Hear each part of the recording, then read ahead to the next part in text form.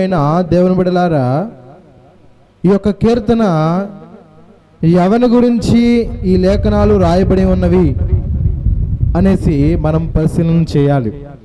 ఈ రాత్రికాల సమయంలో ప్రియమైన దేవుని బిడ్డలారా, ఇక్కడ కూడి వచ్చిన మీరు అందరూ కూడా చెప్పుతున్న ఈ యొక్క మాటను ఎవరి గురించి మాట్లాడుతున్నాడు, ఎవరితో మాట్లాడుతున్నాడు అన్నది మనము పరిశీలన చేయాలి. ఎందుకంటే అలా పరిశీలన చేస్తేనే వాక్యము మనకు అర్థమవుతుంది. అర్థమవుతుందా? అదే పరిశీలన చేయక ఎవరి గురించేలో మన గురించి కాదు కదా అని అనుకుంటే వాక్యం ఎప్పటికి కూడా మనకు అర్థము కాదు. అందుకని ఇక్కడ ప్రస్తావించబడిన ఈ మాటలు ఎవరి గురించి ఉద్దేశించినవి, ఎవరితో మాట్లాడేవనేసి పరిశీలన మనము చేయాలి. చూడండి ప్రియులారా, పరిశుద్ధమైన బైబిల్ గ్రంథములో కీర్తన గ్రంథము 106వ అధ్యాయము 24వ వచనములో రాయబడిన మాటను చదువుతున్నాను, శ్రద్ధగా వినండి. వారు రమ్యమైన దేశమును నిరాకరించారు. వారు రమ్యమైన దేశాన్ని నిరాకరించారు. ప్రియులారా, మన దేశం ఏ దేశము? భారత దేశం. మన దేశం ఏ దేశం అండి? భారత దేశం. ఆనాడు మన పితరులు ఉన్న దేశము ఐగుప్తు దేశము. మన పితరులు ఆనాడు ఎక్కడున్నారు? ఐగుప్తు దేశములో ఉన్నారు. ప్రియులారా, ఐగుప్తు దేశంలో ఉన్నప్పుడు ఐగుప్తిలో వారందరూ కూడా పట్టబడ్డారు. ఎవరండి పట్టబడింది? చెప్పండి, ఎవరు పట్టబడింది? మన పితరులైన వారందరూ కూడా పట్టబడ్డారు. ఎవరి చేతిలో? ఐగుప్తి రాజు అయిన ఫరో చేతిలో పట్టబడ్డారు. పట్టబడి కొన్ని సంవత్సరాలు పొడుగున అతని కింద బానిసత్వం చేశారు. ఎవరి కింద? ఫరో రాజు కింద ఏం చేశారంటే బానిసత్వము చేశారు. ఎందుకు వారు బానిసత్వానికి లోనైపోయారంటే దేన్ని బట్టి అంట వారు దేవునిని విడిచిపెట్టుట వలన. ఏంటంట? దేవునిని విడిచిపెట్టుట వలన దేవుడు ఏం చేశాడంట? దేవుడు వారికి అప్పచెప్పినట్టు మనము చూస్తాం. ప్రియులారా, ఈరోజు వాక్యం ఉన్న నీవు నేను కొన్ని శోధనలు ఎందుకు అనుమతించబడతాయా అంటే మనలో ప్రార్థన తక్కువైతేనో, దేవుని వాక్యాన్ని చదవకపోతేనో, లేక దేవుని సన్నిధికి రాకపోతేనో మనకు కూడా శోధనలు, ఇరుకులు, ఇబ్బందులు ఏమొస్తాయి? మన మీదకి హఠాత్తుగా వస్తాయి. ఆనాడు మన పితరులు కూడా ఐగుప్తిలోనికి వెళ్ళిపోగల కారణం ఏంటయ్యా అంటే వారు దేవుణ్ణి మరిచారట. వారు ఎవరు? మన పితరులైన వారు దేవుణ్ణి మరిచిపోవటం వలన వారు అప్పగించబడ్డారు, బానిసత్వం చేశారు. చేసిన పనిని మరలా చేశారు. వెట్టి చాకిరి చేసి యెహోవాకు మొరపెట్టారు. అయ్యో, మేము ఈ దెబ్బలు తాళలేము కదా, దేవుని మాట విన్నన్నాళ్ళు, దేవుడు మాకు తోడుగా ఉన్నన్నాళ్ళు మాకు బాధ అంటే తెలిసింది కాదు, కష్టమంటే తెలిసింది కాదు, వేదన అంటే తెలిసేదే కాదు. కానీ ఈ రోజున ఈ బాధ, ఈ యొక్క నిందలు, ఈ యొక్క అవమానాలను మేము ఎందుకు భరిస్తున్నాం? గల కారణము మనము దేవుని దృష్టికి ద్రోహులుగా జీవించాం. ఏమనుకున్నారంటే మనము దేవుని దృష్టికి ద్రోహులుగా జీవించాం, దేవునికి వ్యతిరేకంగా మాట్లాడాం, దైవ చిత్తానికి వ్యతిరేకంగా మనం నడిచాం. అందుకని ఈ బాధ, అందుకని ఈ వేదన, అందుకని దుఃఖము, అందుకని చింత అని మన పితరులు తెలుసుకున్నారు. ప్రియులారా, ఏదో ఒక రోజున తెలుసో తెలియకో మనం కూడా పాపములో పడతాం, తెలుసో తెలియకో లోకంలో పడిపోతాం. కానీ తెలుసుకోవాలి, ఎందుకు పడ్డానా, దేన్ని బట్టి దిగజారిపోయానా, ఏ అవధన బట్టి నేను లోకములానికి లొంగిపోయానా, లోకానికి దాస్యరకం చేస్తున్నానా అనేసి మనం ఏం చేయాలి? పరిశీలన చేయాలి. తెలుసుకోకపోతే ఏవండి మనం బ్రతుకుతామా? బ్రతకలేం. మన పితరులు తెలుసుకున్నారు. మన పాపములు బట్టే కదా మనం ఏడవబడింది, మన పాపమును బట్టే కదా మనము ఐగుప్తు దేశంలో, ఐగుప్తిలో మనము నెట్టివేయబడ్డాము అని వారు తెలుసుకొని యెహోవాకు మొరపెట్టడము మొదలు పెట్టారు. ప్రియులారా, అక్కడ రాయబడిన మాట ఏంటంటే వారు రమ్యమైన దేశాన్ని నిరాకరించారు. ఏ దేశం అంట? రమ్యమైన దేశమును నిరాకరించారు. ప్రియులారా, బైబిల్లో కరువు వచ్చిందని దేశాన్ని విడిచిపెట్టిన స్త్రీ ఉంది. దేశంలోనంట కరువు వచ్చిందనేసి ఆ దేశాన్ని, ఆ దేశంలో ఉన్న గ్రామాన్ని విడిచిపెట్టి ఎక్కడికి వెళ్ళిపోయిందట? మోయాబు దేశానికి వెళ్ళిపోయిందంట ఒక స్త్రీ.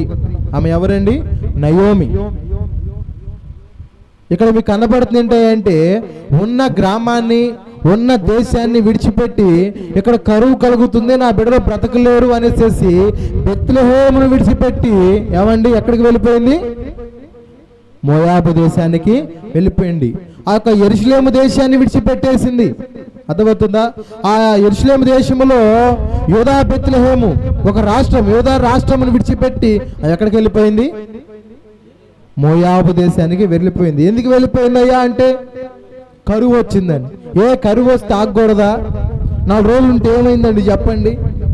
ఎందుకు ఈ మాట అంటున్నానంటే, మనం ఉన్న స్థలాన్ని విడిచిపెట్టి, ఉన్న మందిరమును విడిచిపెట్టి ఆయా స్థలాల్లో తిరుగుతూ ఉంటే, ఆయా స్థలాలకు వెళుతూ ఉంటే ఎవరు నష్టపోతారు? మనమే నష్టపోతాం. శ్రమ వచ్చిందనో, నిందొచ్చిందనో మనం తాళలేక ఇతర రాష్ట్రాల్లోనూ ఇతర దేశాల్లోనూ వెళుతా ఉన్నాం అనుకో, ఏదో ఒక రోజున మనం దేన్నైనా కోల్పోవాల్సిందే. అదే మన గ్రామంలో పడి ఉన్నాం అనుకో, మన అనుకున్న వారు రాకపోయినా ఎవరో ఒకరి ద్వారా దేవుడు మనలను పోషిస్తాడు. కానీ నయోమి మాత్రం ఆ నిర్ణయాన్ని తీసుకోక పక్క దేశంలో ఆ మోయాబు దేశం ఎలాంటిదండి? ఎలాంటిదంట? మోయాబు దేశం విగ్రహారాధన దేశం. ఏ దేశం అంటే అది? విగ్రహారాధన దేశం. అక్కడ దేవుడు అంటే తెలియదు, దేవుని ప్రార్థన అంటే తెలియదు, భక్తి చేయరు. అలాంటి దేశంలోనికి ఈ నయోమి వెళ్ళిపోయింది. అంటే ఈమె ఏ దేశాన్ని నిరాకరించింది? చెప్పండి, ఏ దేశాన్ని నిరాకరించింది? రమ్యమైన యెరూషలేము దేశమును నిరాకరించింది. యెరూషలేము అనగా దేవుని ఇల్లు. యెరూషలేము అనగా దేవుని ఇల్లు. దేవుని సన్నిధిని నయోమి విడిచిపెట్టినట్లు మనము చూస్తున్నాం ప్రియులారా. ఈనాడు నువ్వు కూడా భార్య ద్వారా, భర్త ద్వారా శ్రమలు వచ్చాయనో, ఇరుకులు వచ్చాయనో దేవుని సన్నిధిని విడిచిపెడుతున్నావేమో. అర్థం చేసుకో ప్రియులారా. నయోమి విడిచిపెట్టినట్లుగా కరువుకు తాళలేక, శ్రమకు తాళలేక, నిందలకు తాళలేక దేవుని పట్టణమైన యెరూషలేమును విడిచినట్లుగా నీవు కూడా దేవుని సన్నిధిని, దేవుని సంఘాన్ని విడిచిపెట్టి అవతలకు వెళ్ళిపోతున్నావేమో. అలాంటప్పుడు నువ్వు ఉపద్రవాన్ని ఎదుర్కొంటావు మిత్రమా. ఎందుకంటే ఎదుర్కొన్నది కనుక చెబుతున్నా. నయోమి ఎదుర్కొంది కనుక మాట్లాడుతున్నా. ఎదుర్కొందా లేదా? పక్క దేశానికి వెళ్ళి ఏమి ఎదుర్కొంది? దేన్ని కోల్పోయింది అంటే తన భర్తను కోల్పోయింది. తన 2 కుమారులైన మహులోనును కిల్యోనును కూడా ఆమె కోల్పోయింది. పెళ్ళైతే చేసింది, కానీ వారి కాపురాలు సరిగ్గా ఉన్నాయండి? వారి కాపురాలు సరిగ్గా ఉన్నాయా? లేవు. ఎందుకు లేవు అని అంటే, ఉన్న స్థలమును ఏం చేశారు? విడిచిపెట్టాడు. దేవుడు విడిచిపెట్టి వెళ్ళు అంటే వెళ్ళాలి, ఆయన వెళ్ళమని చెప్పలా. సొంత నిర్ణయాన్ని తీసుకుంది నయోమి. ఏంటట? సొంత నిర్ణయాన్ని ఆమె తీసుకుంది. ఆ తీసుకున్నడు బట్టి ఆమె వేరొక దేశానికి వెళ్ళి సర్వము కోల్పోయింది. అందుకనే అన్ని అనుభవించినాక ఆమె అనే మాట అంటే తెలుసండి, ఏమంది? నన్ను నయోమి అని పిలవద్దు, నన్ను ఏమని పిలవమందట? మారా అని పిలవండి. ఏమంటుండయ్యా? నయోమి నన్ను పిలవద్దు, మారా అని పిలవండి అంది. నయోమి అన్న దానికి అర్థం ఏంటి? మధురం అని అర్థం. ఏంటయ్యా? నయోమి అనగా అర్థం ఏంటి? మధురం అని అర్థం. మారా అనగా అర్థం ఏంటి? చేదు అని అర్థం. ఇప్పుడు ఆమెకి ఎక్కడ చేదు అనుభవాలు ఎదుర్కొంది నయోమి ఎక్కడ చేదు అనుభవాలు ఎదుర్కొంది? తన స్వగ్రామమైన బెత్లెహేములోనా, లేక మోయాబులోనా? మోయాబులోనే ఎదుర్కొన్నది. కష్ట దుఃఖాలు ఇవన్నీ కూడా ఆమెకు అక్కడే వ్యాప్తించాయి. ఎందుకంటే భర్తను కోల్పోయింది ఒక పక్కన, భర్త పోయిన మరికొన్ని రోజుల్లోనే పెద్ద కుమారుడిని కోల్పోయింది. పెద్ద కుమారుడిని కోల్పోయిన మరికొద్ది రోజుల్లోనే చిన్న కుమారుడైన వాడిని కూడా కోల్పోయింది. ఇప్పుడు ఆమె ఎలా ఉంది? ఒంటరి అయిపోయింది. ఉంటాకి ఇద్దరు కోడళ్ళు ఉన్నారు. వారు ఎలాంటి వారు? ఏమన్నా దేవుని ఎరిగిన వారా? దేవుని చిత్తం తెలిసిన వారా? ప్రార్థన అంటే తెలిసిన వారా? మనోడికి కుర్రోళ్ళు వయసు వచ్చున్నారు, వారికి యవ్వన కాలం ఉన్నారు, పెళ్లి చేయాలని ఒక మోయాబు దేశంలో ఆ మోయాబు స్త్రీలనే పెళ్లి చేసింది. అర్థమవుతుందా ప్రియులారా? కానీ బిడ్డలను రక్షించుకుందా? పోగొట్టుకుంది. అదే కరువు, శ్రమ, ఇరుకో, ఇబ్బంది తనున్న దేశం ఆ యెరూషలేము దేశంలోనే, ఆ యూదా రాష్ట్రంలోనే ఉంటే బాగుండేది కదా. 4 రోజులు ఏడ్చేవాళ్ళేమో. మధురం లాంటి మా యొక్క విధానాన్ని ఆమె కోల్పోయి మారా స్థితిలోకి ఆమె వచ్చింది. ఎందుకంటే ఆమె ఆ దేశాన్ని ఏం చేసింది? ఆ యెరూషలేము దేశాన్ని ఏం చేసింది? నిరాకరించింది. ఆ యోధా పెద్దలను ఏం చేసింది? నిరాకరించి తన స్వగ్రామాన్ని విడిచి ఎక్కడికి వెళ్ళిపోయిందట? చెప్పాలి, ఎక్కడికి వెళ్ళిపోయింది? మోయాబు దేశానికి వెళ్ళిపోయి సర్వము కోల్పోయింది. ఇప్పుడు అలా మాత్రం మనం వెళ్ళేవారిగా ఉండకూడదని విషయాన్ని మీరు జ్ఞాపకం చేసుకోవాలి. దేవునికి స్తోత్రం. కనుక ప్రియులారా, ఇక్కడ మన పితరులు కూడా ఏం చేశారయ్యా అంటే రమ్యమైన దేశాన్ని నిరాకరించారట. రమ్యమైన దేశాన్ని నిరాకరించడం ఏంటి? నిరాకరించడం అంటే ఏంటి? విడిచిపెడతాం. ఆ దేశంతో మాకు అవసరం లేదు, మాకు దాంతో పని లేదు, ఎందుకు ఇక్కడ ఏముంది అనేసి చాలా మంది కూడా ఈ నయోమిలాగే దేవుని సన్నిధికి వచ్చి అనుకునే వాళ్ళు ఉంటారు. ఏముంది దేవుని సన్నిధిలో? అది సన్నిధికి రావడం వల్ల ఏం కలిగిద్ది? ఏ ఇళ్ళ దగ్గర ఉండకూడదా? ఏ వీధుల్లో తిరగకూడదా? అందరూ పోతున్నారు కదా, నేను పోతే ఏంటి, నేను రాకపోతే ఏంటి అనేసి నయోమిలాగా నీవు కూడా అనుకున్నావా?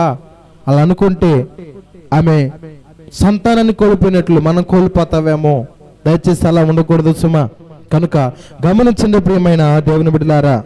అందుకని అంటున్న మాట, రెండవ మాట ఏంటంటే ఆయన మాట నమ్మకపోయారంట. ఒకటి, ఆ రమ్యమైన దేశాన్ని నిరాకరించారు. రెండవది, ఆయన మాటను ఏం చేయలేదంట? నమ్మలేదు. నమ్మారండి? ఏ మాట ఇచ్చాడు దేవుడు మన పితరులకు? ఏ మాట ఇచ్చాడు దేవుడు మన పితరులకు అంటే, మీరు పాలు తేనెలు ప్రవహించే దేశం నేను మీకు ఇస్తాను అన్నాడు. ఆ దేశం ఎలాంటిదో కూడా చెప్పాడు. చెప్పినప్పుడు నమ్మాలా వద్దా? నేను అడుగుతున్నా సూటిగా మిమ్మల్ని, నమ్మాలా వద్దా? నేను నమ్మాలి, మీరు నమ్మాలి, మనం అందరము నమ్మాలి. ప్రభు ఉన్నాడని ప్రార్థన చేయువాడు చేసినది పొంది ఉన్నావని నమ్మవలను కదా అంటాడు ఒక చోట. అడిగినవన్నీ కూడా పొంది ఉన్నావని నమ్మవలనే కదా. కొందరు అడగటాలు అడుగుతారే కానీ నమ్మరండి. గర్భఫలం లేదని అడుగుతారు కానీ నమ్మరు.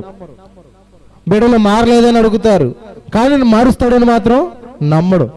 భర్త త్రాగుతాడని ప్రార్థన చేస్తారు కానీ మారుతాడని మాత్రం నమ్మరు. ఏంటండి ప్రభు చెబుతుందేంటి? మీరు అడిగినది పొంది ఉన్నావని నమ్మండి అన్నాడు.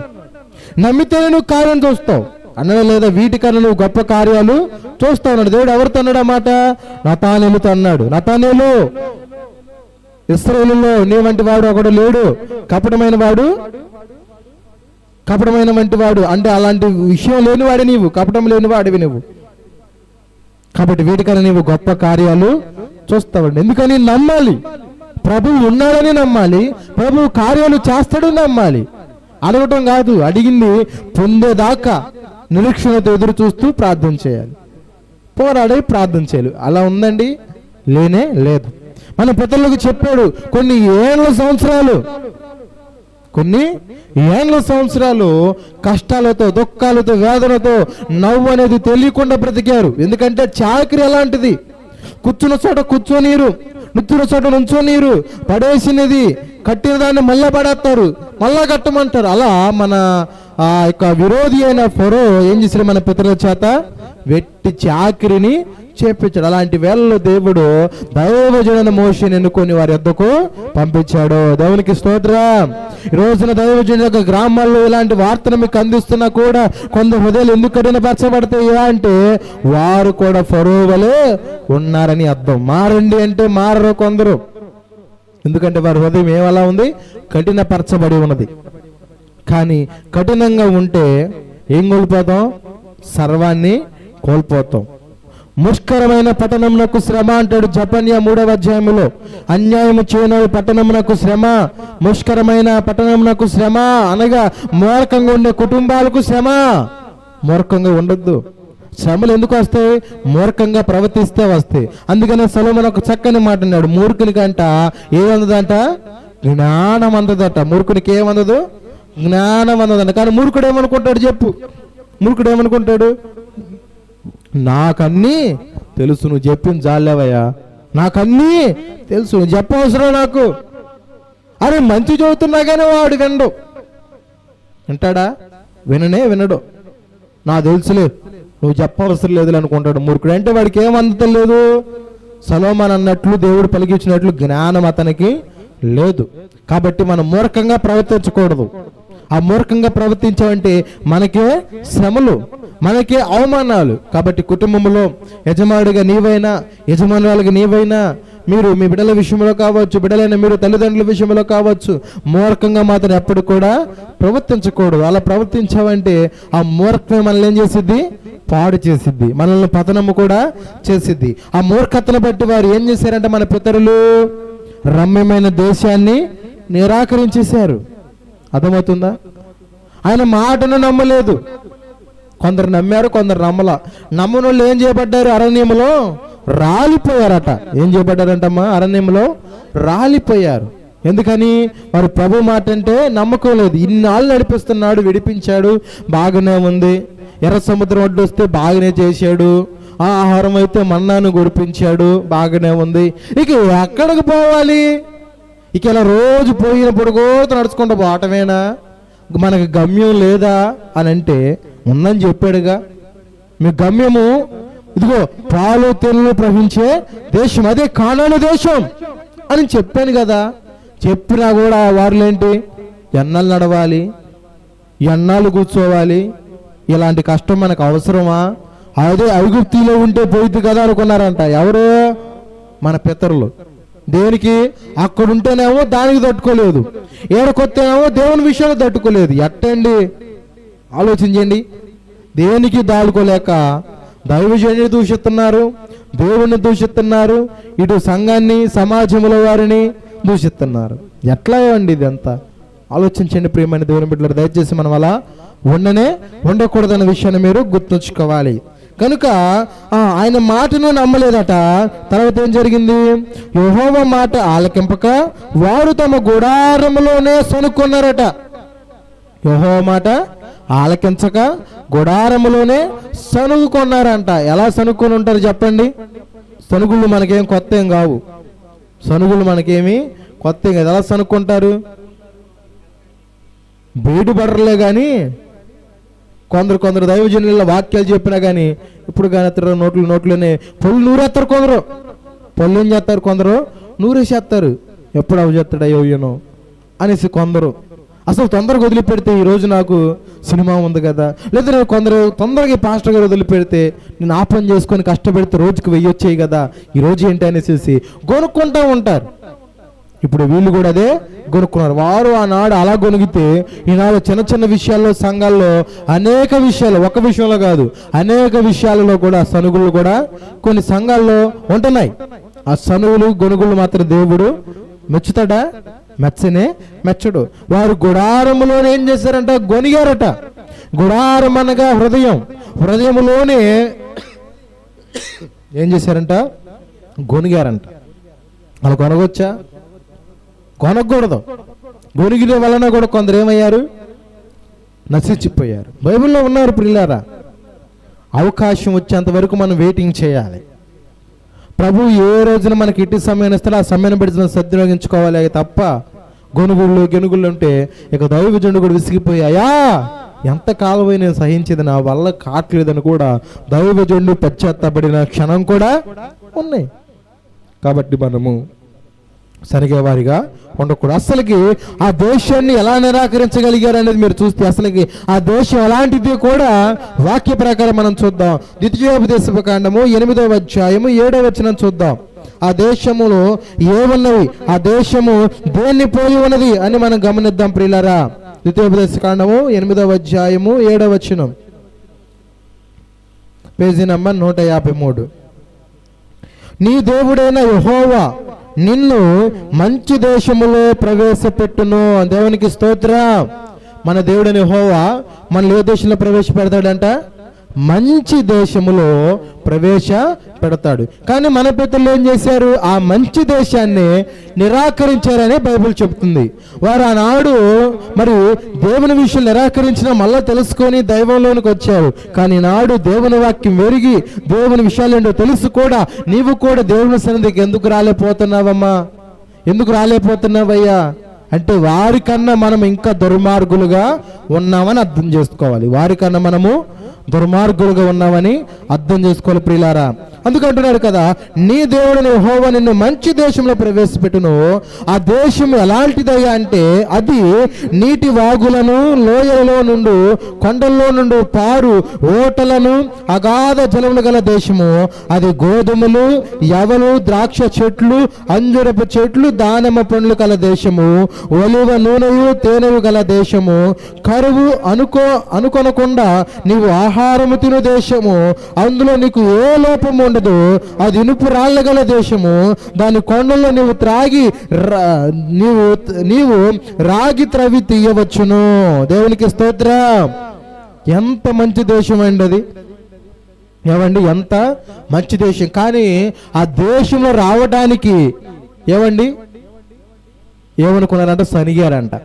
ఇంకెంతకాలం నడవాలి, ఎంతకాలం జీవించాలి, ఎంతకాలం మోషతో నడవాలి, ఎంతకాలం దేవుని సంధికి రావాలి, ఎంతకాలం అని అనుకుంటున్నావే తప్ప నువ్వు నడుస్తూ పోతే ఆ ప్రయాణానికి ముగింపు ఉండదా? నువ్వు నడుస్తూ వెళ్ళిపోతే దైవంలో దేవుడు మనకు మార్గాన్ని చూపడా? ఎంతకాలం అడుగుతున్నావే కదా అని విరక్షంతో ఎదురు చూస్తున్నావండి. ఎంతకాలం జరిగిద్దని అంటున్నావే తప్ప విశ్వాసం ఉందండి? ఎంతకాలం ప్రార్థన చేసి అంటున్నావే తప్ప విశ్వాసం నీకు ఉందా సరైనది? ఇవేవి ఉండవు మనలో. కానీ ఎంతకాలం అని మాత్రం ప్రశ్నిస్తాం, దైవజనుల్ని ప్రశ్నిస్తాం, దేవుణ్ణి ప్రశ్నిస్తాం. ఎంతకాలం ప్రభువా, ఎంతకాలం అని అన్నాడు ఒకడు, అన్నాడు ఒకడు బైబిల్లో. చెవిటి మూగగల ఆత్మ కొడుకుని తీసుకొచ్చి యేసు ప్రభు దగ్గర పెట్టి, అయ్యా ఎంతకాలం నుంచో నా కొడుకుని యొక్క చెవిడి గల దురాత్మ ఆవరించింది, ఎంతకాలం నుంచో బహుగా ఏలుబడి చేస్తుంది. నీ శిష్యుల దగ్గర తీసుకెళ్ళాను కానీ వారి వల్ల కాలేదు.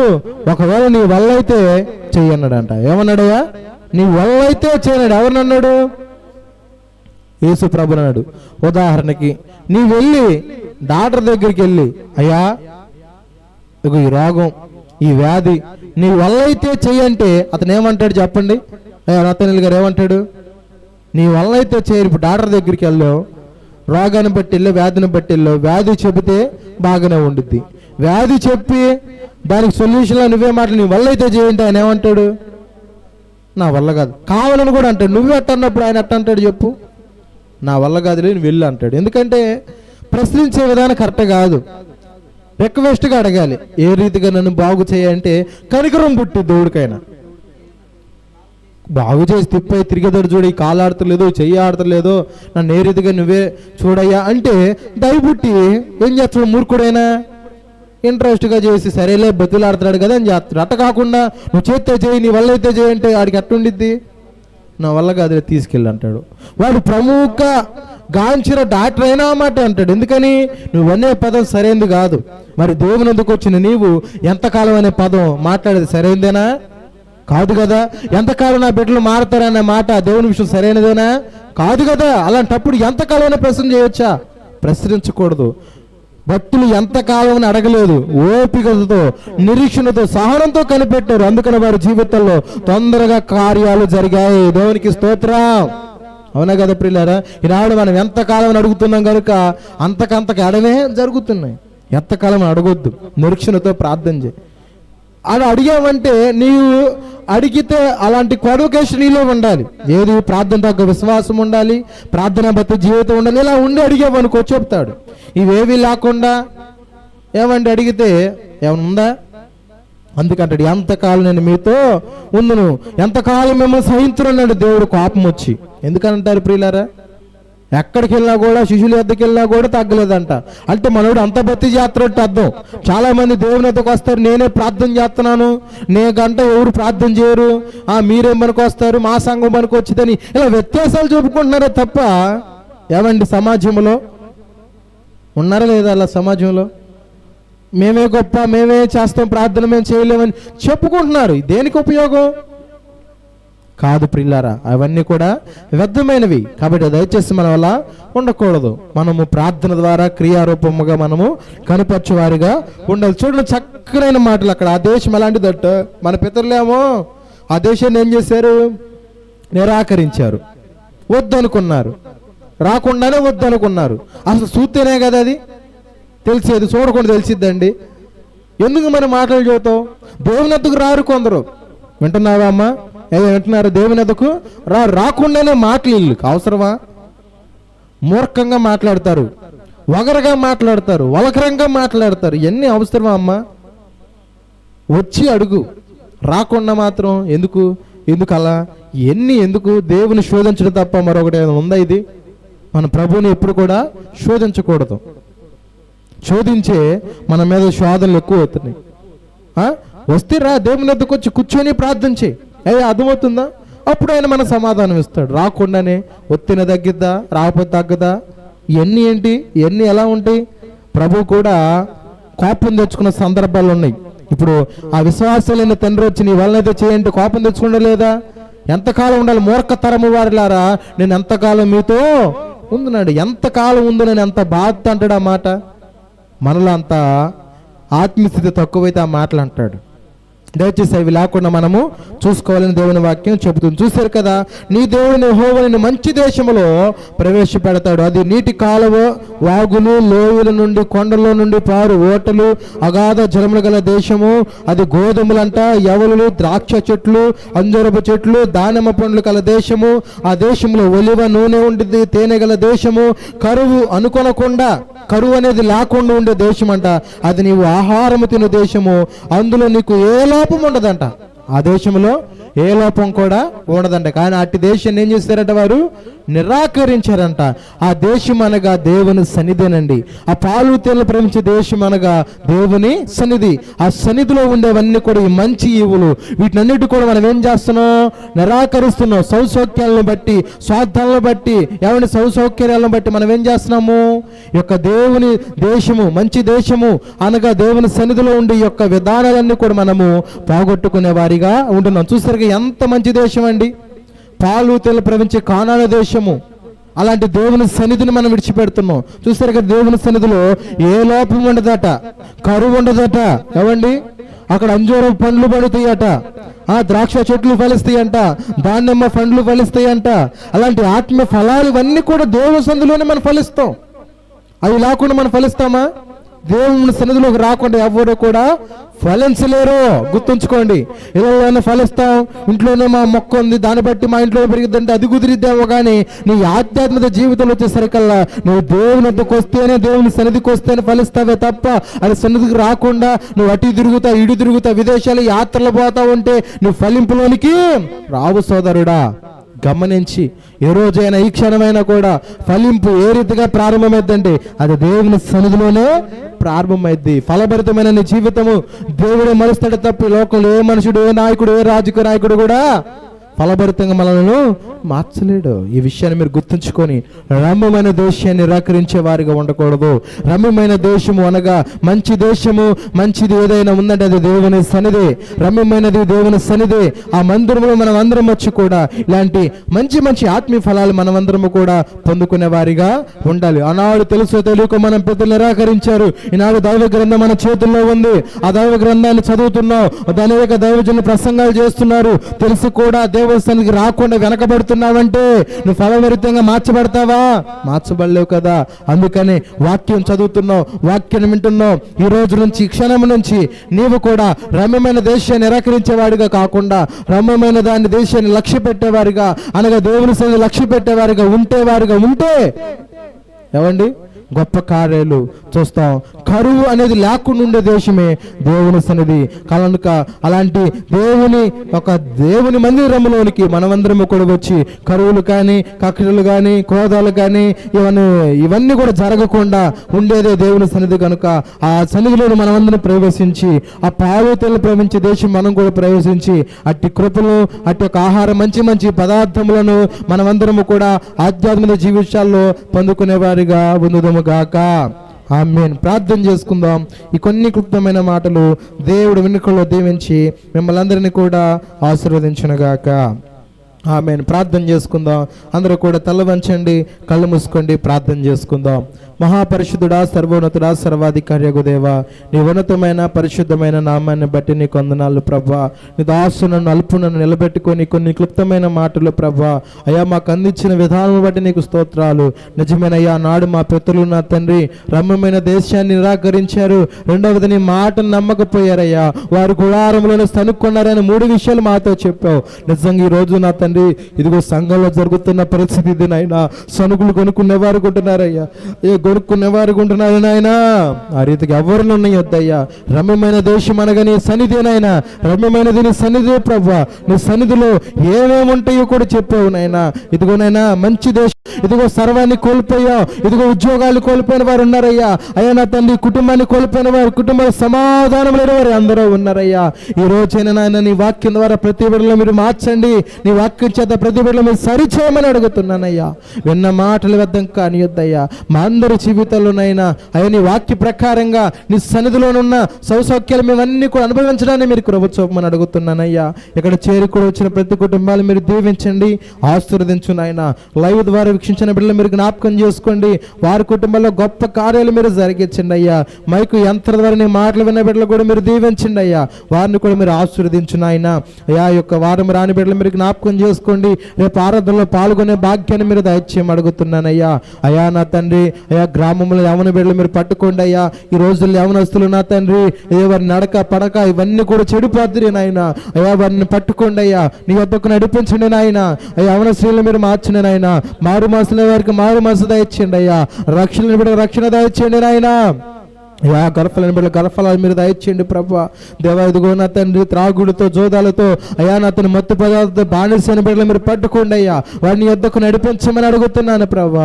వ్యవసాయాలు చేస్తున్న బిడ్డలు మీరు దీవించండి, వ్యాపారాలు చేస్తున్న బిడ్డలు మీరు దీవించండి. గ్రామ పెద్దలు మీరు జ్ఞాపకం చేసుకోండి, గ్రామ నాయకులు మీరు జ్ఞాపకం చేసుకోండి, గ్రామ అధికారులు మీరు జ్ఞాపకం చేసుకోండి.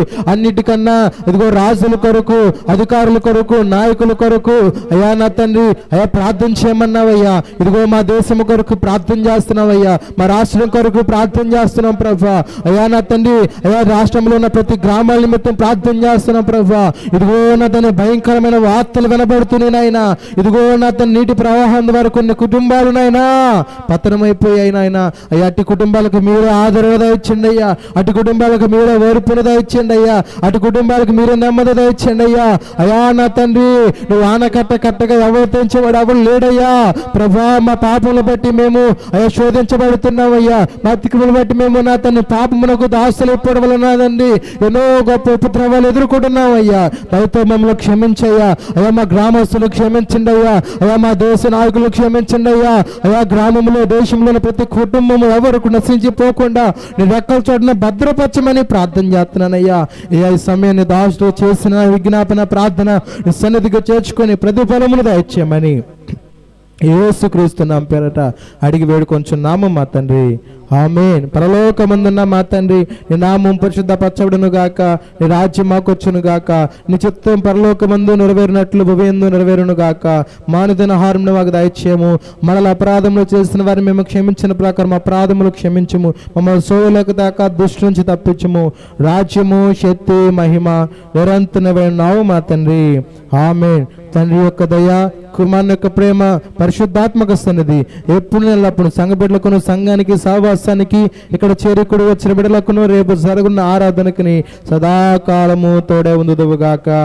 ఆమేన్. యేసు రక్తమే సిలువ రక్తమే యేసు నామము సంపూర్ణ విజయం కలుగునుగాక.